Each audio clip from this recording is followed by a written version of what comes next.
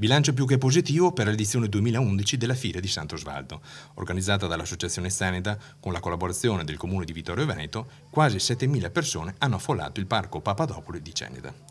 La rassegna si è aperta sabato 30 con il convegno sul tema Giovani, Agricoltura e Imprese, che ha visto la partecipazione degli europarlamentari Giancarlo Scottà e Antonio Cancià. Oltre un centinaio di persone hanno assistito a un convegno che svolge e fa capire lo svolgimento o comunque il lavoro a livello europeo dei nostri politici che stanno applicandosi per portare almeno un interesse, un contributo o contributi vari. Insomma, ecco.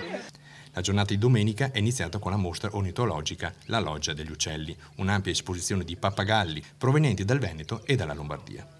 Nelle vicinanze di Villa Papadopoli è stato allestito un mercato con quasi 200 bancarelle di formaggi, vini, salumi ed altri prodotti tipici della zona. Abbiamo numerose bancarelle, veramente straordinariamente, quasi 200 bancarelle, siamo intorno a 780 uccelli, una fiera così è straordinaria, veramente straordinaria, non si è mai visto e bisogna comunque ampliare lo spazio in tutto il Triveneto per trovarne un'altra uguale. Addirittura abbiamo battuto anche quelle storiche.